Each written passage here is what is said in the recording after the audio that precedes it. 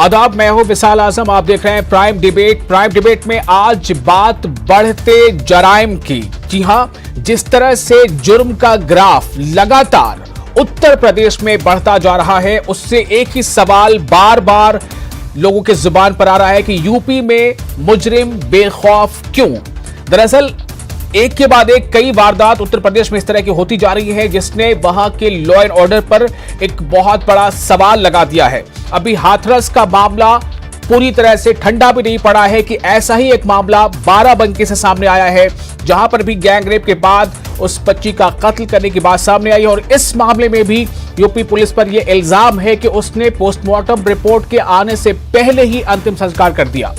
दूसरी तरफ बलिया में जिस तरह से सरेआम गोली चलाई गई, उस पर भी एक सवाल खड़ा हो गया है कि आखिर इतनी आजादी से कैसे कोई फायरिंग कर सकता है। बलिया की तस्वीरें आपको हम स्क्रीन पर दिखा रहे हैं। बलिया में एक खुली पंचायत में कुछ मामलों को लेकर जब कहासुनी हुई या कुछ दो तरह की राय बनी, तो किस तरह से वहां पर देखिए कि एक शख्स जिसके बारे में बताया जा रहा है कि वो एमएलए का करीबी है, उसने वहां गोलियां चला दी। पूरी अफरा तफरी मच गई पूरी तरह से, और इस अफरा तफरी के दौरान वहां पर एक शख्स का कत्ल हो गया जो उस गोली से मारा गया, जो खबरें सामने आ रही उसके मुताबिक। लेकिन सबसे हैरानी की बात यह है कि गुज़िश्ता दिन हुए इस मामले के बाद अब तक जो अहम मुजरिम है, जो अहम मुलजिम है, हम कह सकते हैं कि जो अहम मुलजिम है, वो अभी तक पुलिस की गिरफ्त से दूर है। जबकि ये पूरा मामला तब हुआ था जब खाकी एक बड़ी तादाद में वहां मौजूद थी, खाकी वर्दी वाले वहां मौजूद थे। इससे यह सवाल पैदा हो रहा है कि आखिर उत्तर प्रदेश में जो मुजरिम है वो बेखौफ क्यों हैं? क्या उन्हें किसी तरह की मदद, किसी तरह का संरक्षण हासिल है? क्या बेखौफ होने की वजह कुछ और है? ऐसे कई सवाल हैं जो यहां पर उठ रहे हैं, और इस सवाल का जवाब देने की हम कोशिश करेंगे, जानने की कोशिश करेंगे अपने मेहमानों से जो हमारे साथ मौजूद हैं। हमारे साथ इस खास मौजू पर गुफ्तगू करने के लिए मौजूद है बीजेपी के तर्जुमान संजीव मिश्रा। हमारे साथ होंगे सुरेंद्र राजपूत जो कांग्रेस के तर्जुमान हैं। हमारे साथ महेश कुमार मिश्रा भी हैं, रिटायर्ड डीआईजी उत्तर प्रदेश, और डॉक्टर मनोज यादव समाजवादी पार्टी के लीडर। ये तमाम लोग हमारे साथ इस पैनल में मौजूद हैं। और सवाल सिर्फ एक है कि यूपी में मुजरिम बेखौफ क्यों?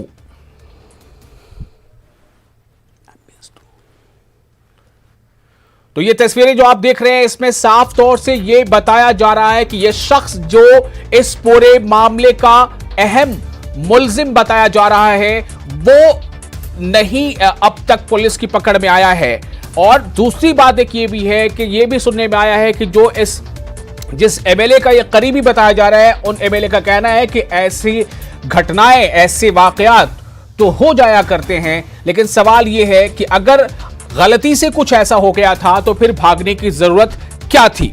इस बारे में कांग्रेस के लीडर राशिद अल्वी ने सवाल उठाया है यूपी के लॉ एंड ऑर्डर पर। आपको हम पहले वो बयान सुनाते हैं, फिर अपने मेहमानों से इस पर हम बातचीत करेंगे। इंडिया के अंदर जो कुछ हुआ है वो दिल दहला देने वाला है, और उससे पता चलता है कि उत्तर प्रदेश के अंदर योगी सरकार का कानूनी राज किस तरीके का है।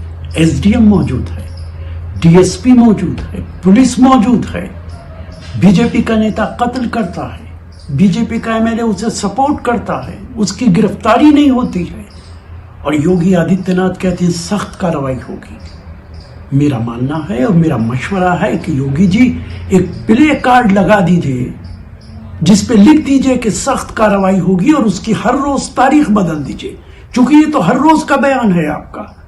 जब कत्ल होगा, रेप होगा, आप यही बयान देंगे, कोई कदम नहीं उठाएंगे। अकरबा मेरे करें कत्ल का दावा किस पर?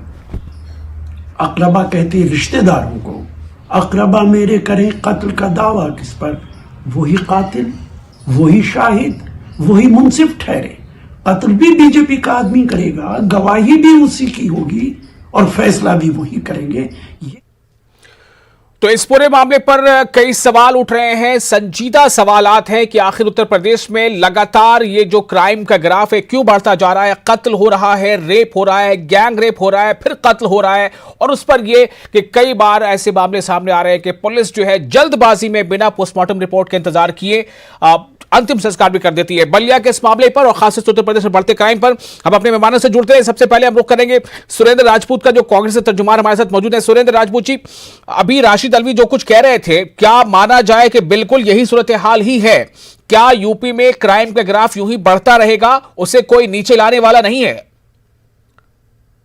मैं आपसे वसल भाई बहुत स्पष्ट कहूं, कहते कहते ना कि जब कश्ती साबितो सालिम थी, साहिल की तमन्ना किसको थी, अब ऐसी शिकस्ता कश्ती में साहिल की तमन्ना कौन करे।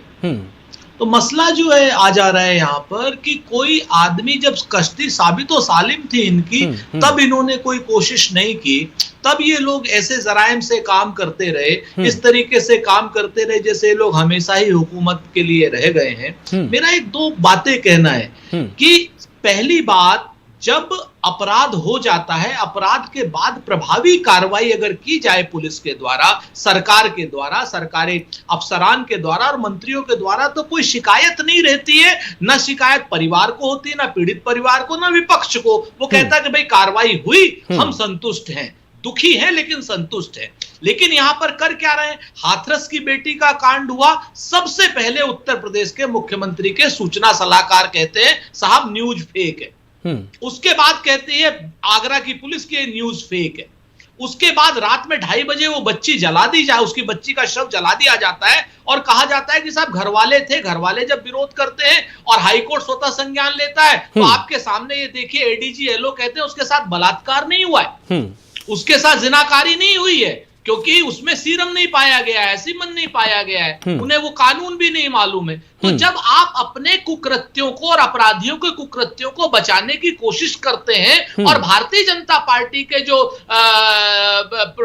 वो लोग हैं, तर्जुमान हैं, वो जब ये बात कहने की कोशिश करते हैं कि नहीं वो लोग ठीक कह रहे हैं, पुलिस ठीक कह रही है, तब ये शक होता है। अब बलिया में आप देख लीजिए, बलिया में 6 पुलिस वाले उस अपराधी धीरेन्द्र सिंह को पकड़ लेते, जो भारतीय जनता पार्टी का कारकुन है, उसको 6 पुलिस वाले पकड़े और वो छूट करके भाग जाए बिना राजनीतिक संरक्षण के। उसके बाद बलिया का वो विधायक, बेशरम विधायक कहता है कि नहीं साहब वो क्रिया की प्रतिक्रिया है और उसके परिवार, पुलिस वाले की मौजूदगी में गोलियां चलती हैं। पुलिस वाले की मौजूदगी में जो इस मामले का अहम मुलजिम है वो उसे पुलिस पकड़ती भी है, लेकिन फिर पता चलता है कि जो अहम मुलजिम वो फरार है।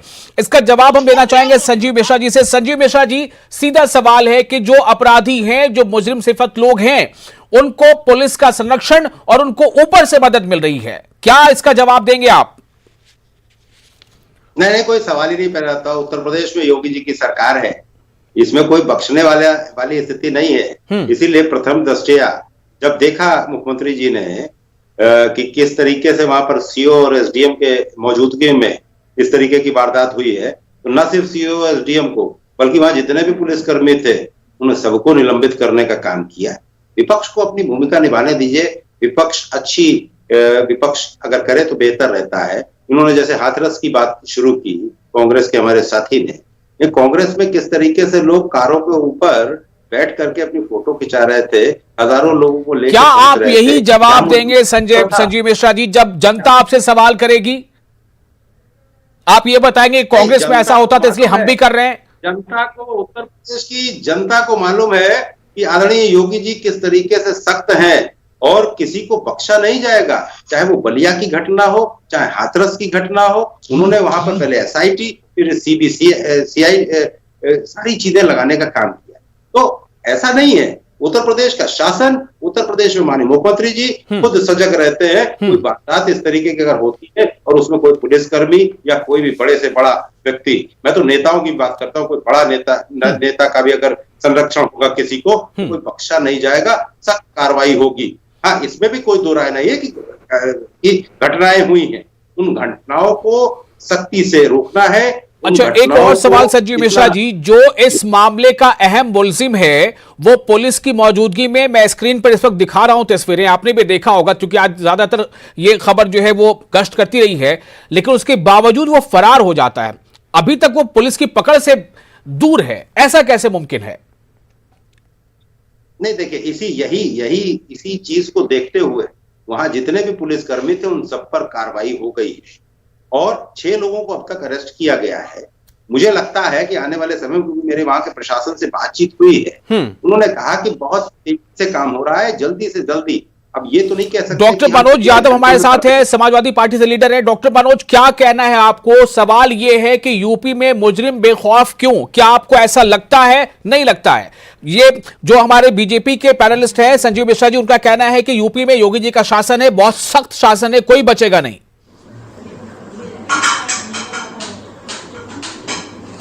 सबसे पहले मैं आपको सर धन्यवाद देना चाहूंगा कि यूपी में जो अपराधियों के हौसले बुलंद हैं, इसको लेके आपने डिबेट आमंत्रित की है।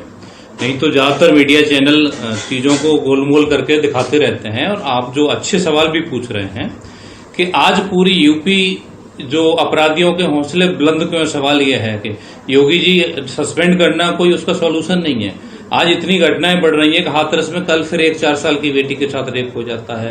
पुलिस के सामने आप देख ही रहे हैं कि पूरा, अगर वो वीडियो अगर नहीं बनाया, किसी ने बनाया होता तो इस घटना को भी झुठला दिया जाता।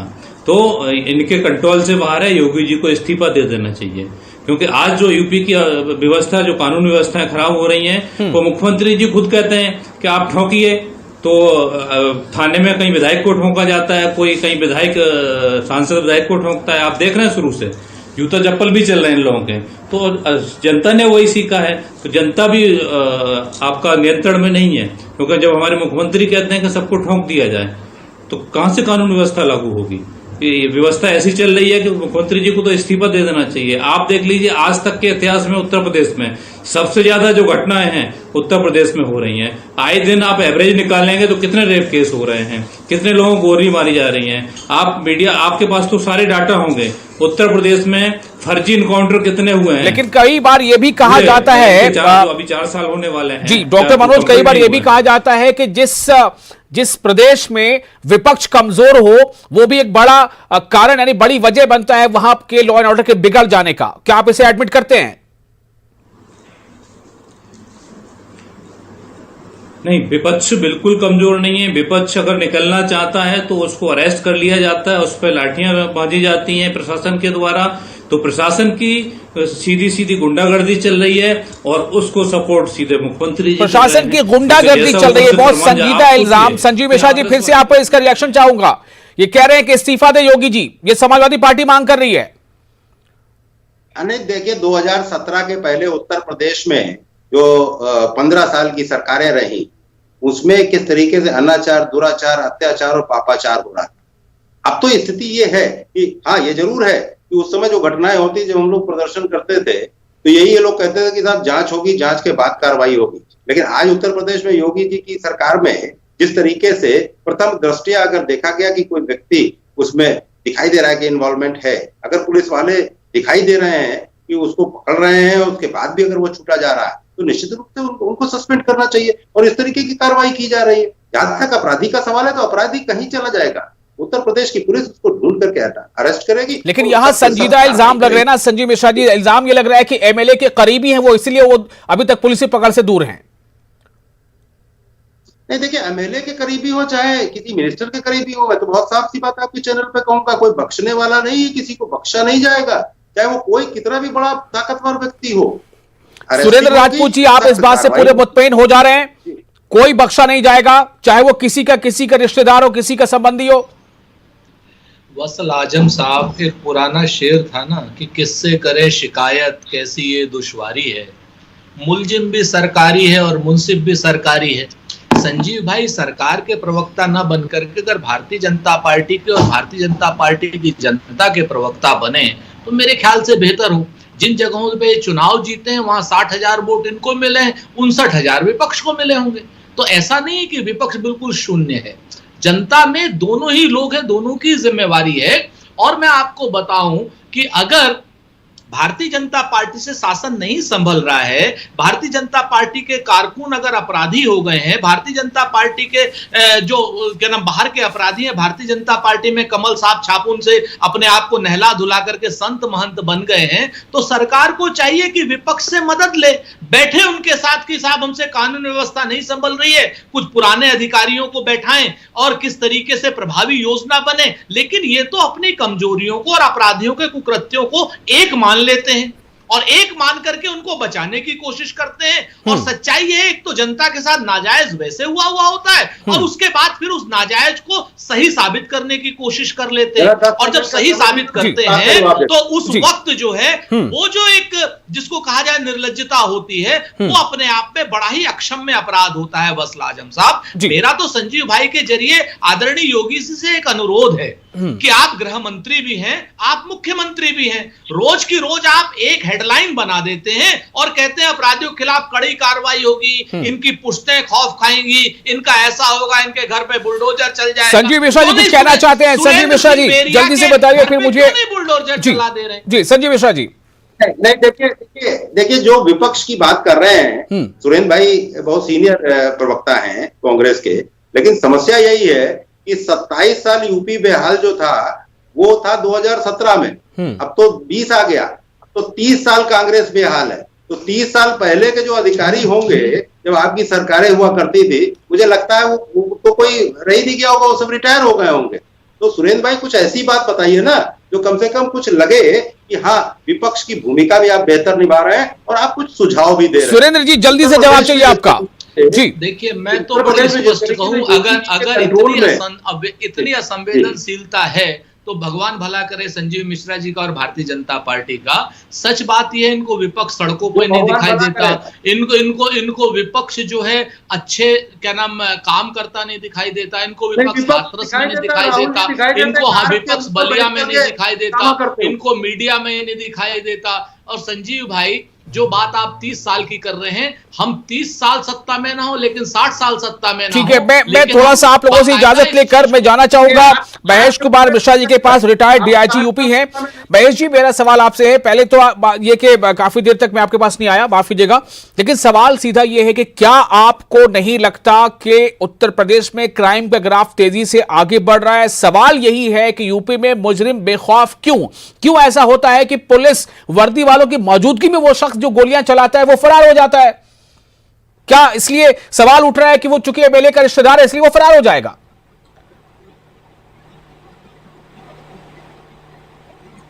देखिए, ये जो बलिया की घटना है, और बलिया की घटना में जो राशन की दुकान को लेकर एक खुली पंचायत वहां लगाई गई, एसडीएम और सीओ की मौजूदगी वहां पर, तो मुझे लगता है कि इसमें सही से काम इसलिए नहीं हुआ कि जितना माइक्रो इलेक्शन होता है, चाहे वो ग्राम पंचायत के इलेक्शन में एमएलए का हो, तो एमएलए के इलेक्शन से ग्राम पंचायत इलेक्शन ज्यादा भारी हो जाता है पुलिस के लिए और प्रशासन के लिए।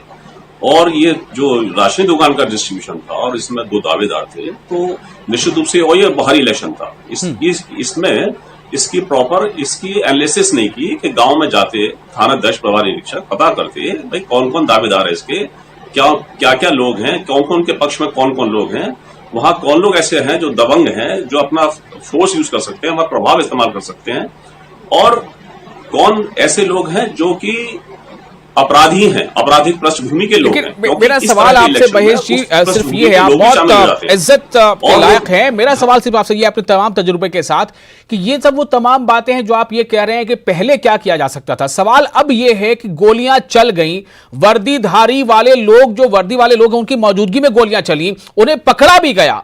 मैं तस्वीरों में लगातार दिखा रहा हूं कि किस तरह से वो नारंगी शर्ट पहना हुआ वो शख्स पुलिस के बिल्कुल बीच में है, लेकिन वो फरार है। लगभग 48 घंटे से ज्यादा होने वाले उसकी पुलिस की पकड़ से दूर है वो। ये कैसे हो जाता है? इन इलेक्शन नहीं, ये दुर्भाग्य है कि यदि मान लीजिए पुलिस की पकड़ में आ चुका है और पुलिस की पकड़ में आने से वो फरार हो जाए, चला जाए, तो हम तो ये मानेंगे कि उसको भगा दिया गया, हम ये नहीं मानेंगे कि वो अपने आप भाग गया। यदि हमारी पकड़ में कोई मुलजिम आ जाता है और हमारी क्लचेस में आ जाता है, हमारी कस्टडी में आ जाता है, उसके बाद वो चला जाए, तो ये सीधा साधा आप कह दीजिए कि हमने भगा दिया उसे, पुलिस ने भगा दिया उसे। इसके अलावा और कोई एक्सक्यूज नहीं है, पुलिस कोई एक्सक्यूज नहीं देती, पुलिस कोई भी बहाना नहीं बना सकती। यदि हमारी क्लच, जैसा आप दिखा रहे हैं उसमें फोटोग्राफी में और जो वीडियो चल रहा है उस वीडियो में दिखा रहे हैं कि वो पुलिस की क्लचेस में आ चुका था, और बल्कि एक अकेला आदमी नहीं, 6 साल बाद भी उसे घेरे हुए हैं। तो निश्चित रूप से ये पुलिस की लापरवाही है और पुलिस का एक ढीलापन, मैं कहूंगा ढीलापन है। और यदि वहां सख्ती के साथ, जहां एसडीएम मौजूद है, सीओ मौजूद है, प्रभारी निरीक्षक मौजूद है, यदि वहां सख्ती के साथ कार्रवाई होती तो ऐसा नहीं खुली पंचायत में झगड़ा हो जाता। और सवाल यह है कि 144 लगी हुई है और 144 लगी हुई है और पैंडेमिक फैला हुआ है पैंडेमिक हम तमाम तरह की एहतियात बरत रहे हैं कि साहब यहाँ बैठिए, वहां बैठिए, इतना दूर बैठिए, सोशल डिस्टेंसिंग। एक और सवाल है, मैं आपसे सीधा करना चाहता हूं, जरा इसकी बारीकी जानना चाहता हूं महेश कुमार जी। दूसरा सवाल यह कि हाथरस के वाकये में जो कुछ हुआ, कोर्ट की फटकार भी लगी, उसके बावजूद बाराबंकी के बारे में खबर आती है कि बाराबंकी में एक लड़की के साथ ऐसे ही मामला पेश आया और पोस्टमार्टम रिपोर्ट आने से पहले उसका अंतिम संस्कार कर दिया पुलिस ने। यह इल्जाम है। देखिए, जहां तक पोस्टमार्टम से पहले अंतिम संस्कार का प्रश्न है, देखिए ऐसा है कि लड़की के परिवार वालों ने रिपोर्ट लिखाई और पुलिस ने रिपोर्ट लिखी उनकी, और लड़की की डेड बॉडी भेजी पोस्टमार्टम होकर डेड बॉडी आ गई। अब सवाल यह है कि उस डेड बॉडी का डिस्पोजल होना है और पोस्टमार्टम की रिपोर्ट इंतजार नहीं किया जाएगा। पोस्टमार्टम रिपोर्ट वैसे शाम को आ जाती है, यदि सुबह घटना हुई, दोपहर में घटना हुई तो शाम तक, यदि उसी दिन पोस्टमार्टम हो जाता तो रात तक वो आ जाती है। और यदि जैसा कि उसमें जो मैंने पढ़ा है और जो मैंने देखा है, उसमें जो रेप की जो सेक्शंस हैं वो उसमें फिर बढ़ाए गए। पहले वो प्राइमरीली वो 302 यानी मर्डर के उसमें दर्ज हुआ है और फिर उसके बाद वो उसमें रेप के धारा बढ़ा दी गई है। ठीक है, तो जहां तक लीगलिटी का सवाल है, ऐसा नहीं कि बहुत इलीगल किया है, लेकिन जहां तक हाथरस की घटना का प्रश्न है, हाथरस की घटना के लिए मैं अवश्य कह सकता हूं कि उसमें पुलिस ने अपना जो भौंडापन था वो दिखाया और जो कि नहीं दिखाना चाहिए था। अच्छा, एक और जवाब चाहूंगा इस पे छोटा सा कि पुलिस का ये ढीलापन अगर कहीं देखा जाता है, उसके सिम्टम क्या होते हैं, किस वजह से ऐसा होता है? देखिए, पुलिस का ढीलापन इसलिए होता है कि पुलिस का प्रभावी कार्रवाई ना किया जाना। पहली बात तो ये कि पब्लिक को ना सुना जाना, जो तकलीफ लेकर और परेशानी लेकर आदमी आ रहा है उसकी बिल्कुल ना सुना जाना, और सुना जाना तो बहुत सुपरफिशियल तरीके से, बहुत सतही तरह से सुनकर उसको निपटारा कर देना। ठीक है, तो इसका मतलब है कि लॉ एंड ऑर्डर पूरी तरह से काम नहीं कर रहा। फिर से मैं जाऊंगा सुरेंद्र जी, आपके पास ही मैं आता हूं, लेकिन मनोज यादव से जानना चाह रहा था कि मनोज जी, मैं ये कहना सीधी तौर पे बात सामने आ रही है कि पुलिस का रवैया जब ढीला ढाला इसलिए होता है कि प्रभावी तरीके से पुलिस काम ना करे, आवाम की बात ना सुने, लेकिन इसमें जो विपक्ष का रोल है वो कहां गायब नजर आ रहा है? मनोज जी। विपक्ष इसमें सर अपनी पूरी भूमिका निभा रहा है। विपक्ष अगर भूमिका निभाने जाता है तो उसको अरेस्ट कर लिया जाता है रास्ते में ही, उस पर लाठियां बाजी जाती हैं।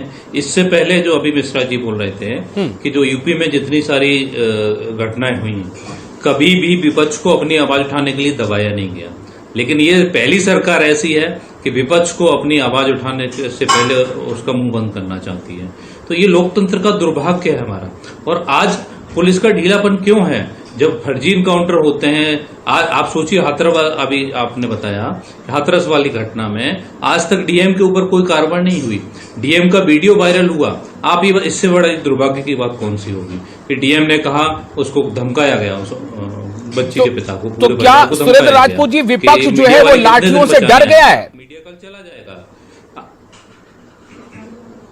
प्रियंका गांधी जी के साथ धक्का मुक्की हुई, राहुल गांधी जी को गिराया गया, राहुल गांधी जी की सूचना तक पर उन्होंने जो है पहले धारा 144 लगे और फिर पेंडेमिक एक्ट लगा दिया वहां पर। लेकिन हम पहुंचे ना पीड़ित परिवार के पास। हम डरने वाले लोग नहीं हैं।